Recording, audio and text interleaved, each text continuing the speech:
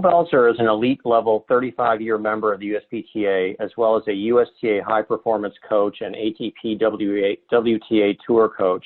He's coached at all of the Grand Slams numerous times, and some of his students include Andy Roddick, Greg Rusedski, Arantxa Sanchez, and the 2017 NCAA men's singles champion Ty Waitkowski.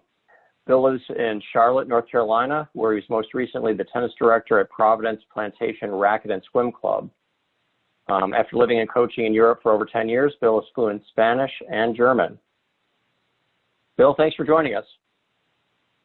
Thank you, Kevin. Really appreciate, like the other guys said, everything you're doing. This is such a good series you put together. And thank you, Mitch, and thank you, Martin. That was really interesting. I enjoyed hearing you guys talk. Fantastic. Well, we're excited to hear what you have to share today. I know that you're currently working with a small group of dedicated advanced juniors, but before we talk about them, can you tell us a little bit how you got into coaching?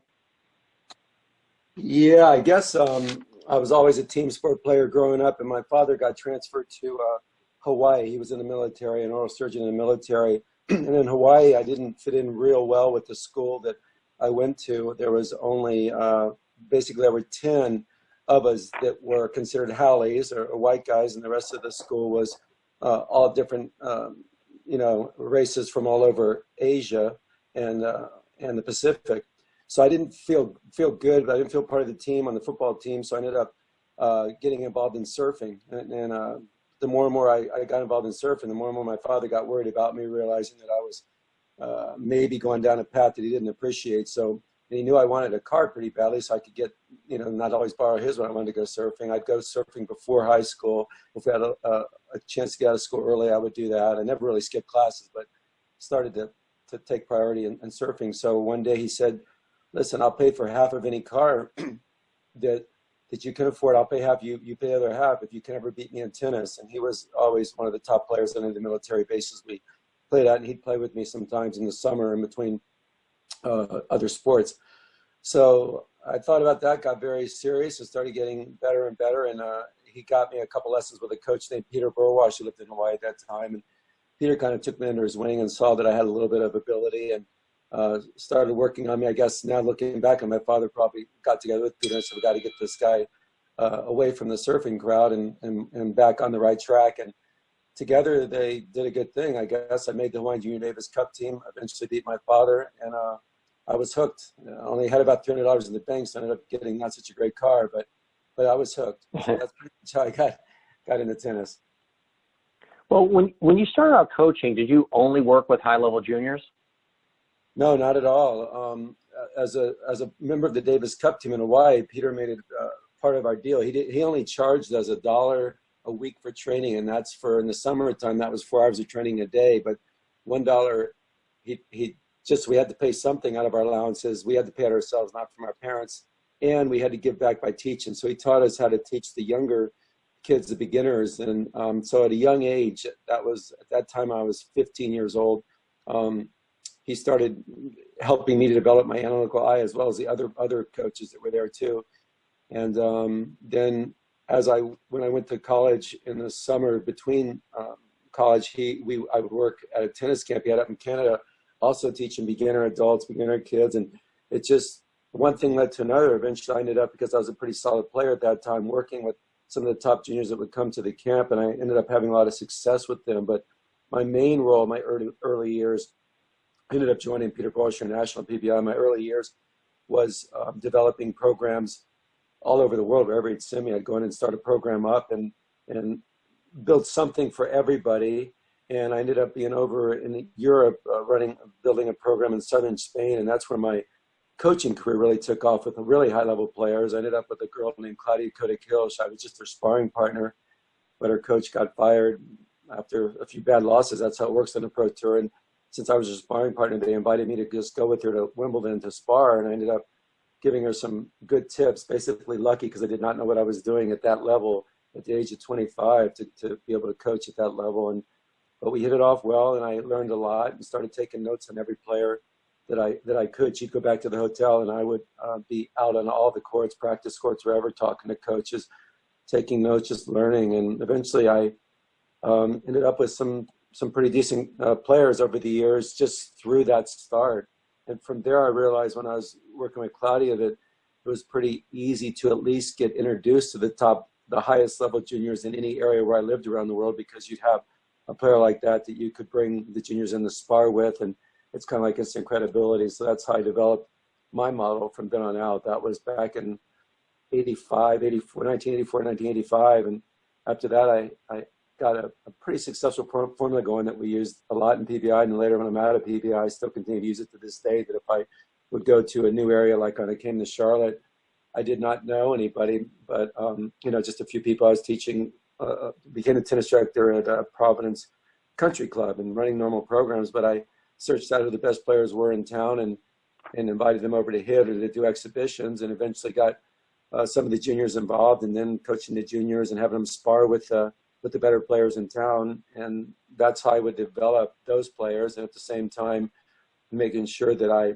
took really good care of my intro to tennis, my Rogi program, so that I would have good coaches that would make it very fun and entertaining for the younger introductory kids that would just feed on up through the junior development program. And of course, we'd always have a pro. And once I grew the program enough to take care of the men and the ladies programs, had the right personality for that. But that's pretty much the basic formula I used to develop that niche that I love so much, which was the high-end players, the players that want to go on and play in school or, college or even the pro tour. So it sounds like, you were pretty effective early on or at some point in bringing in some high-level juniors, and it would seem that just having those players would be effective, and it kind of feeds on itself, right? Yes, and when I've given a similar talk like this before, what ends up happening is somebody would ask me, well, how do you get started if you're a new pro? So for the example, when I went to Spain, I had been in Austria running some tennis camps for PBI, and a sheikh from Bahrain, who was a friend of Peter's, had purchased a club in southern Spain, and it was not doing well, and he wanted to know if Peter could salvage and get the programs going. So when I went there, I knew absolutely nobody, and I had the people in the area, though. Bollettieri had a camp there. Vandermeer had a camp. The German Tennis Federation had a camp. That's how I met Coda Kills. And I spoke German because I was trained in German when I lived in Austria. And there was a few other. Bjorn Borg was down there teaching at Ponte Romano Resort. So I had a lot of good coaches and players in the area. And so that was probably the hardest competition I had in developing a program, because the good players were all over there. But just went out of the way to invite different players to get together to come over for exhibitions, whether it was juniors or the pros in the area, whoever I could get. And for our members, basically ideas for the members to enjoy an exhibition. And I would get to know them and talk to them.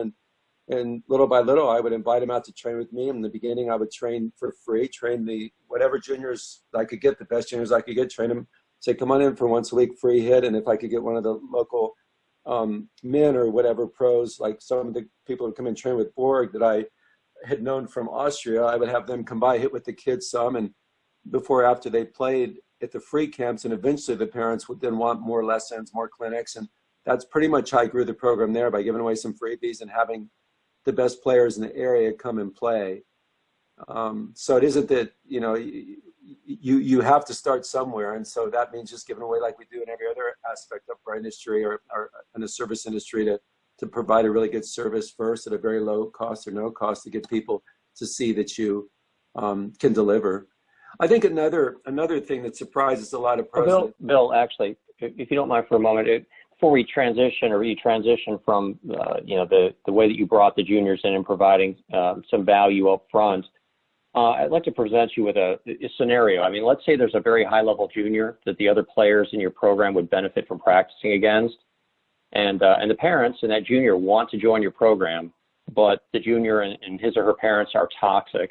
Would you consider not allowing a player into your program based on that, or how would you manage that? Absolutely. That's critical.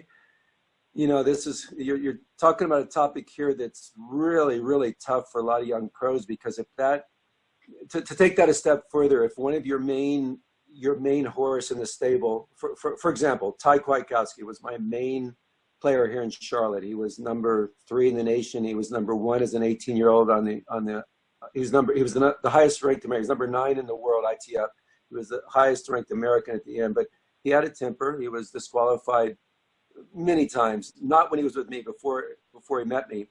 And when his parents asked if I would take him on, I talked to Jay Berger with USA, called him, what do you think about this kid? I know you know him from Little Mo. He won Little Mo. And he said, Bill, with your reputation, I would stay away from him. He's just going to ruin your reputation. He's a bad apple. He's just not, you don't want to get involved with that. I wouldn't touch him with a 12-foot pole. So that's when Ty was 12, 13 years old. So I would never give up on any kid, but at least I was armed with some more information, because I just knew little bits and pieces about him before he'd come to a few of my clinics. He was extremely talented, bit of a hothead, but nothing I couldn't control and get him to calm down. So I talked to his mom, bothered me one day, and we were out there in the corner. I said, we have to get one thing straight, though. If he acts up in anything that's unsportsmanlike, whether it's swearing, throwing rackets, anything we consider unsportsmanlike, he's gone. There is no, it's not, there'll be a warning if it's a soft warning since he's young, but if he does anything that's really, unheard of, like I heard he's done, and his mom agreed, and everything was fine.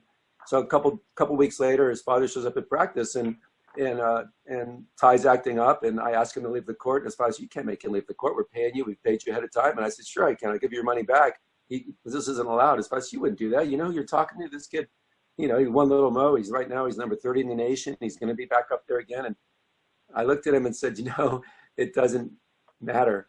Well, the way he's acting out here, you have to take him. So they took him away. Later, we had dinner with the family. We met. We talked it all out, and I explained to him that it just wasn't going to be that way. There wasn't going to be that happening. And I think from my standpoint, it was maybe a little easier, because earlier in my career, I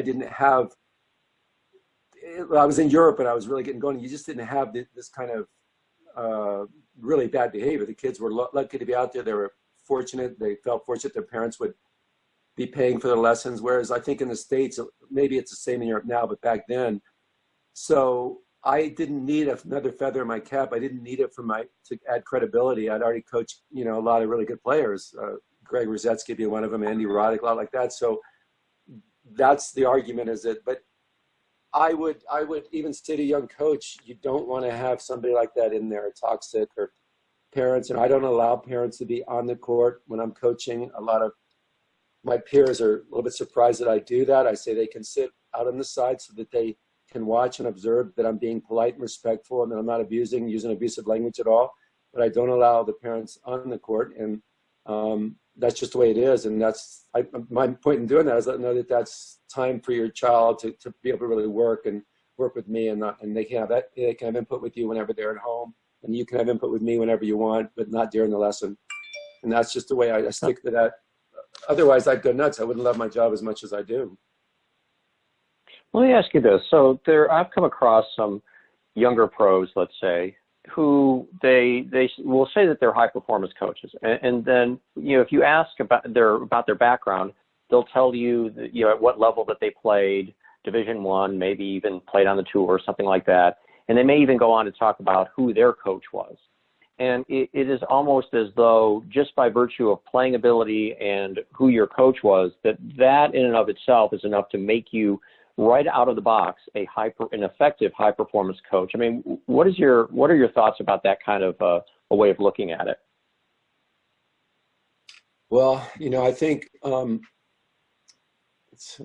a lot of stories that I could branch off from that one. Is it necessary and sufficient? I mean, if you were a great player, and you had a great coach, but there's virtually nothing else there, I mean, is that right out of the box, that makes you a high performance coach, or do you actually need to educate yourself? No, okay. Let me address that from two angles. One angle is, depends on what you need, but I 100% believe that the best coaches in the world are the ones that have been involved in tennis from all levels and have a very, very solid basic understanding of the commonalities of what develops great player from all levels. So, for example, when I was in Spain with all these great coaches out there, I had a father come to me. He owned a couple of the car dealerships in town, very wealthy man. And I took advantage of the free lesson for his son. And then after that, I was taking 4 or 5 hours a week with me. But he said to me one day in front of a whole group of people, he said, do you realize that we just yesterday spent $500 for an hour lesson, which back then in the 80s was a lot of money, with Bjorn Borg. And the only two things Borg told him was, keep your eye on the ball and bend your knees. Keep your eye and bend your knees. So I'm not going to talk bad about Borg because he was always very kind to me. We had a good relationship out there. But the reason for that was because Borg, that's the kid, they were trying to improve his technique and his power from the baseline. Now, if he'd gone to Borg and said, hey, Mr. Borg, how can I be a better competitor? How can I learn to control my emotions like you did? That kind of thing. I think Borg could have helped him a lot.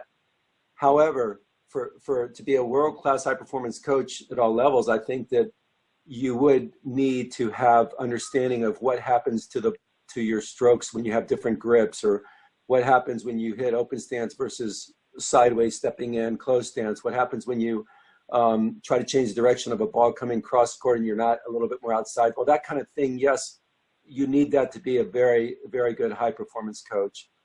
But are there lots of players? Yes, there's plenty of good players. I don't agree with the philosophy that some of our peers will say, well, this guy, all he did was play the tour, so I'm a much better coach because I went through all my testing. And no, those guys that became good players often went through, they learned as beginners going up themselves. They understand grip sense. So it's 50-50, but would I want my high-performance coach to be certified from the ground up and understand all the basics? Of course, yes. Okay. Bill, if somebody would like to reach out to you and ask about, getting, more information about high performance, is there a way to do that? Sure. The thing about niche, the only I haven't developed it enough yet as far as what to do during the virus. I just have some of my players that know me well that we're doing some Zoom, some video stuff where I'll analyze their serve and give them tips. I'm doing some classes, but I haven't developed my website enough for people to just get on and do that way. They have to contact me directly. But my email is Belser. That's my name, Belser. Then the letters BTS. That's like Bob, Tom, Steve. Belser, BTS @yahoo.com. Fantastic. All right, Bill. Well, thank you very much.